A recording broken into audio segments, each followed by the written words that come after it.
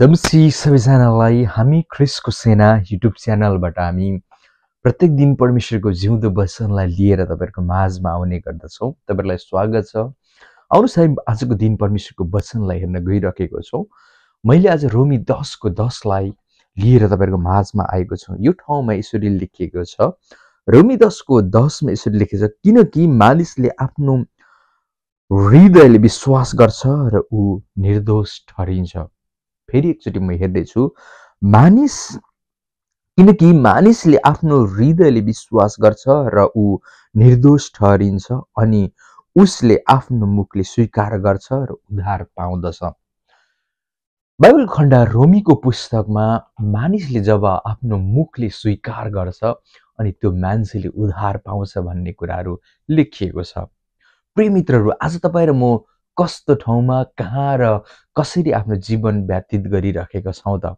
तपाईँ र मेरो मुखले आज म चाहिँ आज विश्वासमा आउन चाहन्छु, म चाहिँ पापबाट छुटकारा हुन पाउँछु भनेर तपाईँले स्वीकार गर्नुभयो भने चाहिँ तपाईँ उद्धार, मुक्ति अनि स्वतन्त्रतामा तपाईँ पस्न सक्नुहुनेछ। बाइबलले यही कुरा बताउँदछ कि किनकि मानिसले आफ्नो हृदयले विश्वास गर्दछ। जब हामी आफ्नो हृदयले चाहिँ विश्वास गर्छौँ येशू ख्रीष्ट नै प्रभु र मुक्तिदाता हुनुहुन्छ भने, जब हामी विश्वास गर्छौँ भने तपाईँ र मैले उद्धार, मुक्ति हामी पाउनेछौँ।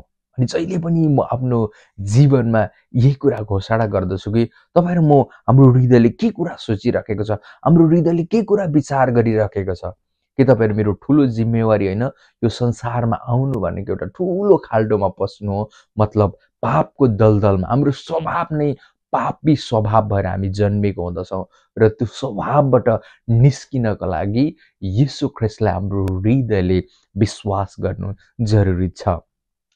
अनि तपाईँ र म जब विश्वासबाट हाम्रो हृदयले विश्वास गरे पछाडि हामी उद्धार, मुक्ति अनि स्वतन्त्रता हामी पाउँदछौँ। तपाईँ र म स्वतन्त्र हुनको लागि बोलाइएको हौँ। तपाईँ र म स्वतन्त्र हुनको लागि बोलाइएको कारणले तपाईँ र म आज कस्तो परिस्थितिमा भएर आफ्नो जीवनहरूलाई व्यतीत गरिरहेको छौँ, हामी एकचोटि प्रष्ट रूपमा हामी विचार गर्नेछौँ। किनकि मानिसले आफ्नो हृदयले विश्वास गर्छ र ऊ निर्दोष ठहरिदछ। दोष सहित चाहिँ पितासँग पुग्नु भनेको चाहिँ त्यहाँ एकदमै खराब कुरा हो।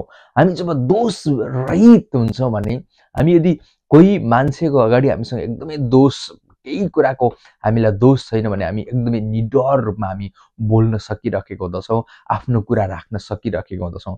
तर जब हामीले गल्ती गर्छौँ, हामी केहीमाबाट दोषी ठहरिराख्यो भने हामी निडर रूपले कहिले पनि हामी बोल्न सक्दैनौँ। जब हामी पिताको घरमा जान्छौँ र पितासँग बोल्नको लागि, पितासँग सबै कुरा राख्नको लागि हामीसँग दोष हुनु हुँदैन। हामी चाहिँ त्यो दोषबाट चाहिँ मुक्त भइसक्नुपर्छ। अनि त्यो मुक्त हुनको लागि आज तपाईँ र मैले हाम्रो हृदयबाट येशू प्रभुलाई साँचो रूपमा विश्वास गर्नु परेको हामीले हुँदछ। जब हामी साँचो रूपले हाम्रो हृदयले चाहिँ स्वीकार गर्दछौँ, हामी चाहिँ दोषदेखि के त हामी मुक्त हुँदछौँ। रोमी 10को 10ले यही कुरा भन्दछ, किनकि मानिसले आफ्नो हृदयले विश्वास गर्छ र ऊ निर्दोष ठहरिन्छ अनि उसले आफ्नो मुखले स्वीकार गर्दछ र ऊ उद्धार पाउँदछ।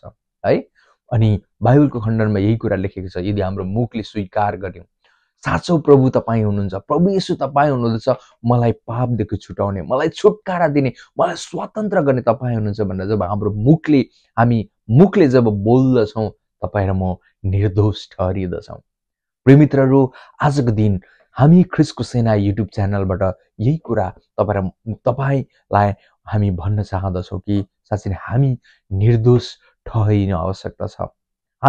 हाम्रो जीवन, हाम्रो हृदयलाई एकदमै निर्मल हामीले बनाउनु आवश्यकता छ। हाम्रो हृदयबाट चाहिँ प्रभु येशूलाई हामीले जब आफ्नो मुखले हामीले स्वीकार गर्यौँ भने चाहिँ उहाँले तपाईँ र मलाई दोष रहित बनाउनु हुँदछ। त्यही कारणले आउनुहोस् हामी हाम्रो जीवनलाई दोष रहित भएर हामी उहाँको उपस्थितिमा हामी जाउँ। यसको लागि येशू ख्रीष्टलाई हामीले साँचो रूपमा हामीले विश्वास गर्नु आवश्यकता छ। हुन्छ, सबैलाई जय मसीह।